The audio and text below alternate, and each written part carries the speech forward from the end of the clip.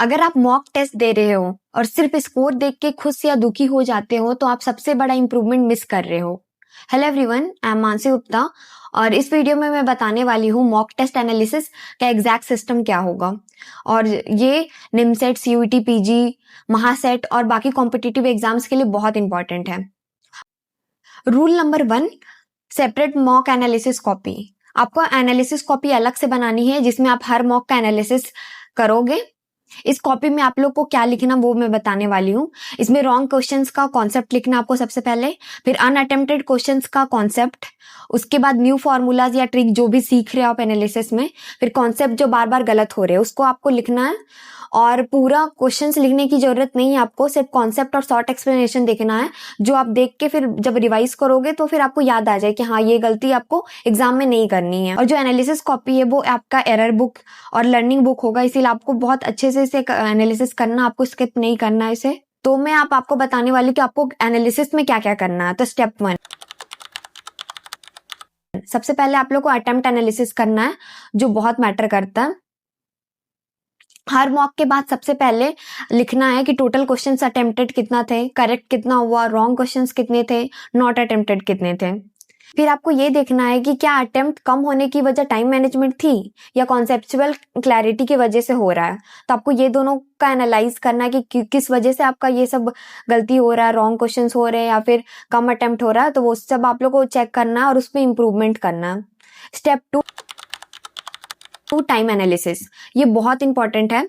हर question के लिए आप लोग को ऑनेस्टली चेक करना है कि करेक्ट क्वेश्चन में जो जितना आप टाइम दिए वो आपका सही था या नहीं। इजी क्वेश्चन था फिर भी आपका बहुत टाइम लग गया, तो वो सब आप लोग को चेक करना है कि अगर इजी क्वेश्चन था 2-3 स्टेप में हो रहा है तो ज्यादा टाइम ना दे कोई भी क्वेश्चंस में। और रॉन्ग क्वेश्चंस में आपको ये देखना था कि वो कॉन्सेप्ट नहीं आता था आपको इसीलिए रॉन्ग हुआ, कोई कैलकुलेशन मिस्टेक था इसीलिए, या पैनिक कर गए या ऑप्शन मार्क करने में गलती हो गया। ये सब आप लोग को चेक करना है और वो सब फिर आपको नेक्स्ट मॉक में रिपीट नहीं करना है। और ये तो आपको बिल्कुल नहीं करना है कि कोई एक क्वेश्चन में आप फंस गए और उसके वजह से फिर आपका इजी क्वेश्चन मिस हो गया, आप लास्ट तक पहुंच ही नहीं पाए। ये गलती आप लोग को बिल्कुल नहीं करना। फिर स्टेप 3, 2 राउंड स्ट्रेटेजी जो मैं भी फॉलो करती थी। सबसे पहले राउंड 1 में आपको इजी और डायरेक्ट क्वेश्चंस करना है जो कि फॉर्मूला बेस्ड हो, 1 स्टेप लॉजिक हो, हाई कॉन्फिडेंस आपको हो कि हाँ ये करेक्ट है, वो सब क्वेश्चंस आपको करना है। इससे आपका इजी क्वेश्चन मिस नहीं होगा, इसीलिए 2 राउंड स्ट्रेटेजी बहुत इंपॉर्टेंट है। फिर राउंड 2 में आपको लेंदी और टफ क्वेश्चंस करना है जिसमें लॉन्ग कैलकुलेशन हो, ट्रिकी लॉजिक हो या टाइम कंज्यूमिंग हो। ये आपको सेकेंड राउंड में करना है। इससे आपका कोई भी इजी क्वेश्चन नहीं स्किप होगा, इसीलिए आप कर सकते हो 2 राउंड स्ट्रेटेजी। और मैं एक बहुत इंपॉर्टेंट बात आप लोग से शेयर करने वाली हूँ कि मैं मार्क फॉर रिव्यू यूज नहीं करती थी। मैं टेक्स्ट में मार्क फॉर रिव्यू यूज करती थी, बट जब भी मैं यूज करती थी मेरा टेक्स्ट में मार्क्स कम हो जाता था क्योंकि मैं कंफ्यूज हो जाती थी उसके वजह से। तो मैं आप लोग को सजेस्ट करूंगी कि मार्क फॉर रिव्यू आप यूज ना करें। अगर आप हमेशा से यूज करते आए हो और आपका मार्क्स भी अच्छा आ रहा है तो फिर आप यूज कर सकते हैं, बट अगर आप नहीं करेंगे तो मेरा ये एडवाइस है कि आप लोग मार्क फॉर रिव्यू नहीं यूज करें क्योंकि कंफ्यूजन हो जाता है कितने क्वेश्चन अटेम्प्ट हुए, फिर टाइम प्रेशर बढ़ जाता है, फ्लो ब्रेक हो जाता है।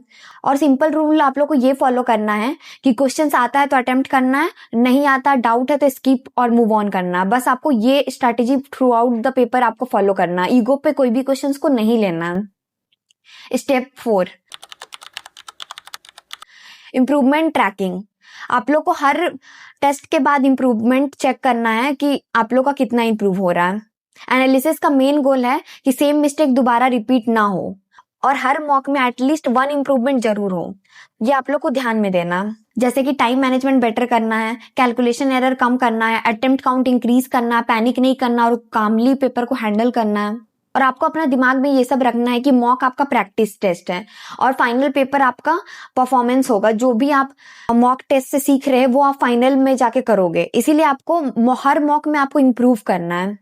मॉक में गलती करना अलाउड है पर सेम गलती बार बार करना अलाउड नहीं है। पेपर नॉर्मल दिमाग से देना है, काम कूल और नो प्रेशर लेना आप लोग को। मॉक टेस्ट में इंप्रूवमेंट ही सिलेक्शन की गारंटी है। और आप सिर्फ मॉक दे रहे हो और एनालिसिस नहीं कर रहे हो तो आप आधा काम ही कर रहे हो। और अगर आप प्रॉपर एनालिसिस के साथ मॉक दे रहे हो तो सिलेक्शन सिर्फ टाइम का गेम है जो आपको मैनेज करना आ जाएगा। अगर आप मॉक सीरियसली और अच्छे से दे रहे हो, एनालिसिस सारा का कर रहे हो तो फिर आप आराम से कर लोगे।